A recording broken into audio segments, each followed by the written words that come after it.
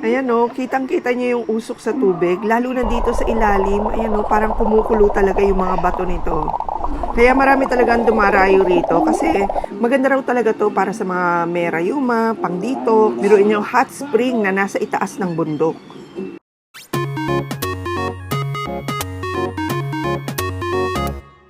Welcome to Camarines Sur mga ka-best finds. Ayan, etong Camarines Sur nga pala ay matatagpuan dito sa Bicol Region. Isa rin ito sa mga famous tourist destination natin na I'm sure pangarap nyo ring puntahan. Ang capital ng Camarines Sur nga pala ay Pili. Pero isa sa pinakakilala talagang city dito sa Camarines Sur ay ang Naga City kasi ito talaga yung sentro ng kanilang commercial. Kaya naman ngayon mga ka-best finds, samahan nyo kami sa buong vlog na to para sa mga nagbabalak sa inyo na mag-ikot din ng buong Pilipinas dahil napakarami pa talaga mga tourist spots na dapat nyong mapuntahan. And for our first stop mga ka-best finds, nandito tayo sa Naga Metropolitan Cathedral. Isa nga pala ito sa oldest churches na matatagpuan nyo sa ating bansa. Imagine niyo naman, 1595 pa nung in-establish ang simbahang ito. At napakarami niya na talagang pinagdaanan. Dahil etong simbahan na to mga ka-best finds, dumaan na siya sa sunog noong 17th century, nilindol siya, sinalanta ng bagyo noong 18th century, pero tingnan nyo naman, nananatili siyang nakatayo at sentro ng pananampalataya ng mga taga-Bicol. So kung makikita nyo mga ka-best finds, etong simbahan na to ay mix ng Baroque and Spanish na architecture. Dalawa yung kanyang bell tower na magkabila. Tapos dun sa taas, ang ganda kasi meron siyang maliit na kupola ang tawag nila. Ayan o, 1595 pa siya nagawa itong simbahan na to. Isa talaga to sa pinakalumang mga simbahan dito sa Pinas. Tapos dito nagkakaroon ng fluvial procession ng Peña Francia. Isa to dun sa pinag-iistayan ng imahe ng Peña Francia. Yun naman yung image na dala ng mga Espanyol din dito sa Pilipinas na ngayon ay nananahan sa Basilica Menor de Peña Francia. Sa tuwing pag-September, Peña Francia po ang tawag. Dito yung tuloy ng Opo. procession na yun. Nialas po, mag-isang linggo yan po ditong naka-stay. Tapos pagtapos na po ng isang linggo, ililipat naman po doon sa Basilica.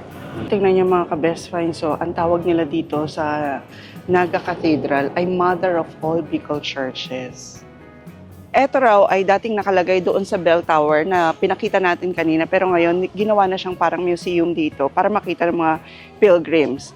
So etong bell na to na dinonate galing Espanya ay nung 1792 pa. Meron pang dalawang bell na matatagpuan dito, mga 18th century naman sila, 1850 and 1894. So ganun na katatanda ang mga bells na to. And syempre, 27 minutes away from the Naga Cathedral, hindi nyo dapat palampasin na pumunta dito sa Panikwason Hot Spring. Very challenging pero nakakatuwa talaga yung daan papunta dito sa Panikwason Hot Spring. Ito kasing hot spring na to, papunta na siya dun sa bundok Isarog, sa Mount Isarog. Kaya expect nyo na uphill talaga yung dadaanan nyo papunta rito. Iniisip ko nga siguro kung gabi, ang dilim dito kasi wala namang mga poste sa paligid. Pero in that case naman, meron naman kayong pwedeng pagstayan mismo doon sa Panikwason Hot Spring Resort. Ayan, so makitid na yung daan, kaya sa mga first timer na aakyat dito, be careful lang din sa pagdadrive. Pero siguro yung mga riders, feeling ko ma-enjoy talaga nila to.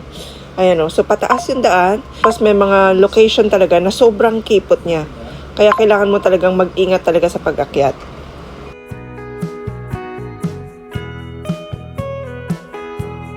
So dito kala namin, eto na mismo yung hot spring kasi may mga flags na kaming nakita.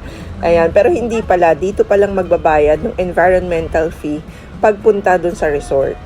Ay sige, ate dito ka na lang para nga makunan ko. 1.3 kilometers pa po, medyo matarik po yung daan. Okay, salamat. At talaga namang hindi nagbibiro si ate nung sinabi niyang matarik talaga yung daan papunta dito sa Panikwason. 1.3 kilometers na ganyan ang dadaanan nyo. Tingnan nyo Pero nakakatuwa kasi talagang kung gusto mo talaga ng nature feel, dito talaga yon. So ingat-ingat lang sa pagdadrive. Kailangan din nakakondisyon yung inyong mga sasakyan, yung inyong mga brakes. Ayan. So ayan, after 1.3 kilometers, natatanaw na natin yung mismong resort. Ayan At talaga naman tanggal lahat ng pagod nyo. Pag nakita nyo, eto bukana pa lang to Pero tingnan nyo naman yung gilid niya, makikita nyo talaga yung facade ng bundok Isarog. Dahil nga napapalibutan siya ng mga halaman at ng mga puno, ang naamoy mo talaga, amoy dahon. Parang feeling mo nasa probinsya ka talaga. Sobrang fresh ng air. At kahit sa ang man-made pool nila rito, pwede kayong mag-swimming. Yung tubig nito, lahat yan galing sa bundok. So, eto yung itsura ng resort sa loob. Ayan o. Cold water dito. Mamaya pupuntahan natin yung hot spring naman. Doon naman yung sa bandang itaas. So, may mga slide din sila for kids. At meron din kayong mga cottages dito na pwede nyong i-rent. Tapos 200 pesos yung fee nila. Pag meron naman kayong mga dalang baon, meron silang 250 na corkage fee raw. Meron din kayo matatagpuan na restaurant dito at meron ding mga outdoor adventure dito katulad ng zipline and Carabao ride. At talaga mag-e-enjoy yung mga kids nyo rito kasi yung tubig hindi siya masakit sa mata. Magdala nga pala kayo ng mga off-lotion pag pumunta kayo rito kasi syempre malapit kayo sa bundok, maraming halaman, so may mga insekto talaga. At dito sa pinakagilid ng resort ng Panikwason, matatagpuan yung mga hot spring nila. Ayan, may kanya-kanyang temperature yung mga pool dito. May 32, 34, at yung pinakamainit ay yung 39 degrees. At literal na makikita nyo talagang umuusok yung tubig. So, tingnan nyo na lang din kung ano yung kayang i-tolerate ng mga skin nyo at ng mga anak nyo. Tapos, hindi rin advisable na sobrang tagal nyo rito, Sulfuric water to, kaya ayan kahit sa ilalim, tingnan nyo, para ba siyang kumukulo, di ba? Pero napakaganda raw nito para sa mga merayuma, pang-detox ng katawan, ayan, pwedeng-pwede siya, Sobrang sarap ng feeling pag nandito ka sa hot spring, pag nakababad ka rito, feeling mo nare-recharge yung katawan mo. And tapos magdala nga rin pala kayo ng mga proper na footwear, yung mga hindi madulas, ayan, katulad niyan, kasi yung mga ibang area ng pool, medyo madulas siya. Ayan, kasi mga stone lang talaga sila, Sobrang worth remembering talaga yung pag-stay namin dito sa Panikwason Hot Spring.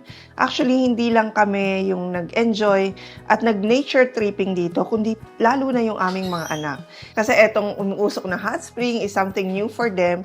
Tapos yung nakikita nila yung bundok, tapos yung forestry sa gilid, sobrang amazing and very good experience para sa kanila. Kaya wag nyo rin palampasin to sakaling pupunta kayo ng Camsur. At syempre, after the hot spring, hindi na kami masyadong nagpagabi doon.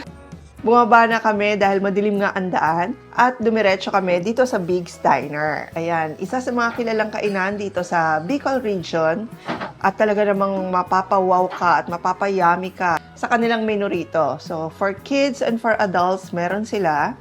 At sobrang favorite namin dito yung kanilang spare ribs at yung kanilang house blend iced tea. Very affordable lang yung mga food nila rito. Kaya naman, tuwing nasa Bicol region kami, ito yung isa sa mga restaurant na binabalik-balikan talaga namin.